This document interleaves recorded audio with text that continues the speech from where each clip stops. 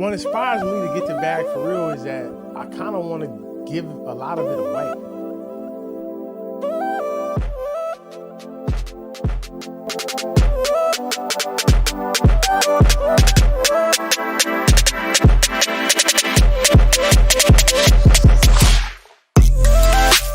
And I want to be someone that can help make that happen. Because you'd be surprised how many people around you that if you just invested a little time in, a little capital in, could change life.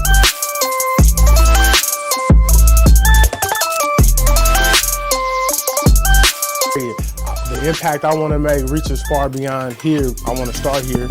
I feel like you got to clean your own backyard up before you can go anywhere else. So.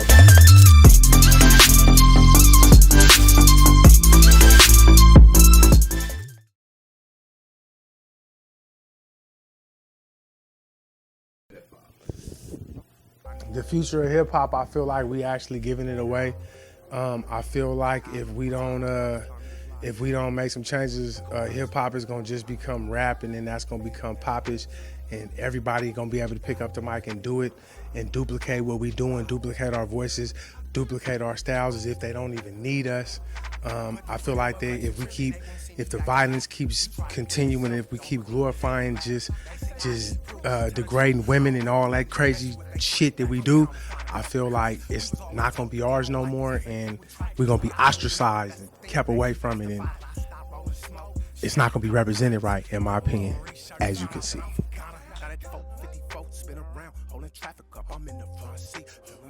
So I am a behavioral specialist. I provide wraparound services for youth and young adults who have been diagnosed with either some type of behavioral or mental health diagnosis or developmental diagnosis, and we wrap around the youth and the family. So anything from education to health to mental health services, I provide on a one-on-one basis and in a group setting as a team to identify some goals and to reach some goals.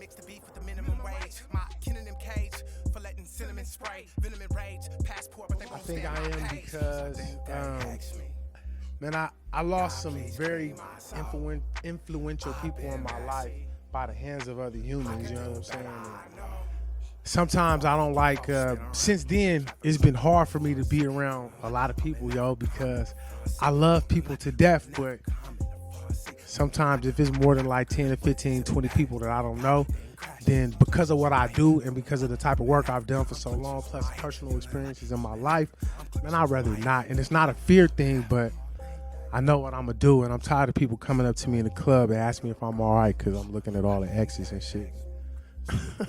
Making see that they patting people down at the door. You got yours, I got mine.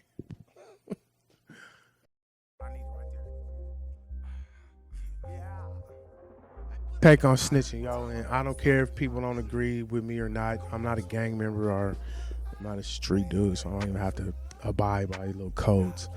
What I think about snitching is that we need to do a better job of letting these youngsters know the difference between snitching and speaking up and opening their mouth if something is happening to them that's not right, or if they see something that's not right, you know what I'm saying?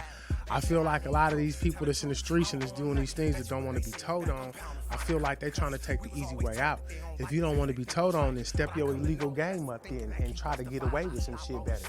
You know what I mean? But at the end of the day, if people are citizens and people is not involved in whatever you got going on or whatever y'all got going on, if they choose to report about whatever they want to report about, that's on them, yo. And that's a part of this whole being a street motherfucker. That's one of the things that come with it.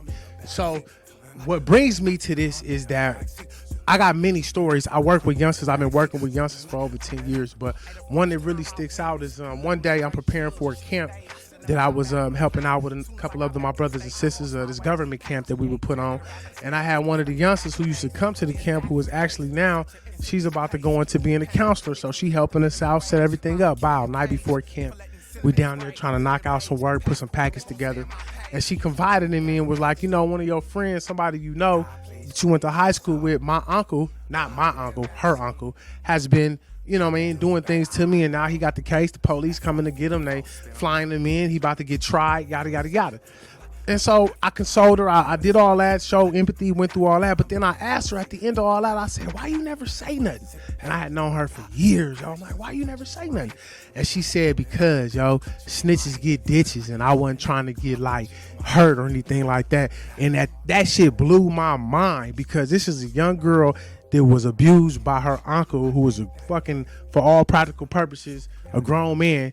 And then she trying to hold on a secret because a lot of us in this hip hop shit, in this rap shit, we don't explain the difference between snitching and speaking up. So I hate to talk a lot, but I think it's important, yo.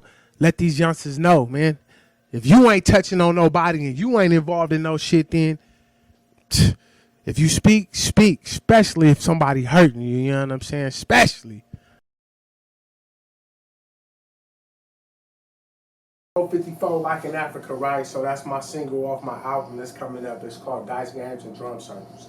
And it's pretty much kind of like a reflection and a connection to both of those gatherings, a dice game and a drum circle. There are lessons that go on and take place. There's sound, there's music, there's communication. So the album is a little bit of some of the street side and some of the more gritty things that I've experienced in my life, seen, witnessed, heard, whatever. And then also more kind of that revolutionary power to the people that I've always brung and I will always bring. And I kind of congealed it all together in the soundscape is based on, actually, a lot of people might not know this, it's like year 20 something. They got us sharecropping hemp, and we live in the flats, and it's a beautiful landscape up above, and I'm trying to get back to Africa and grab a boat full of warriors and come back and have a revolution and free us all because they got us in bondage and we kind of got ourselves in bondage as well. They provide us the things that we need. They keep us distracted down below. But at the end of the day, we still slaves. As you see right here, slave or hustle. This is a line I got. You a slave or you a hustler? Tap in, DM me. O2 to GBG on Instagram. You can get you one of these.